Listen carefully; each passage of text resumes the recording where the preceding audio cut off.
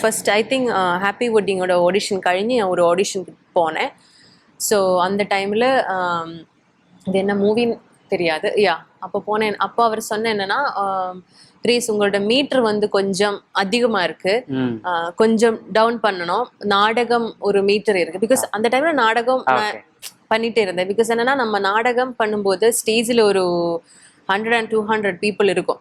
So அந்த last உட்கார்னவருக்கும் நம்மளோட emotion எல்லாமே கேட்கணும். ஸோ அப்போ நம்மளோட மீட்டர் வந்து 10 கூட கிடையாது, 100ல தான் பண்ணுவேன். ஸோ அந்த டைம்ல குட்டியா இருந்துச்சுண்ணா. ஸோ எனக்கு தெரியாது இந்த மீட்டர் என்னமோ தெரியாது. அப்போ அவர் சொன்னா கொஞ்சம் அதிகமா இருக்கு மீட்டர், கொஞ்சம் மீட்டர் கம்மி பண்ணி பண்ணுங்க அப்படின்னு சொன்னப்ப எனக்கு என்ன மாதிரி மீட்டர் அது அப்போ இந்த மாதிரி நம்ம நார்மலி பேசுன மாதிரி பேசணும், அல்லாத நம்ம நார்மலி பேசுன மாதிரி பேசணும், அந்த மாதிரி சொல்ல வேண்டாம் அப்படி சொன்னேன். அதுக்கப்புறம் நான் கும்பலங்கி பண்ணும்போது தான் எனக்கு அந்த டிஃப்ரென்ஸ் புரிஞ்சது. பிகாஸ் என்னன்னா, அதுல ஒரு ஆடிஷன் டேப் இருக்கு, யூடியூப்ல இருக்கு அந்த ஆடிஷன் கிளிப்பு. என்ன கொண்டாக்கிட்டு சேர்ந்தாங்க போய் கூட ഈ നാട് റോട്ടിലേയും മഴ. ஸோ அது நீங்கள் பார்த்தீங்கன்னா தெரியும்.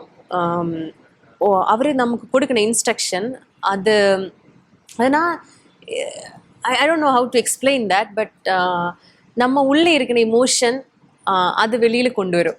ஸோ அப்போ என்ன வரும்னா, நம்ம பிஹேவ் பண்ணுவேன். ஆக்டிங் கிடையாது அதில்.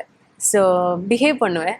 ஸோ இப்போ நீங்கள் பார்க்குற மாதிரி ஒருத்தர் பேசும்போது அது நம்ம ரியலாக அது உட்கார்ந்து பேசின மாதிரி நம்ம பிஹேவ் பண்ணோம். அந்த டைலாகுக்கு ஆக்ட் பண்ண வேண்டாம்.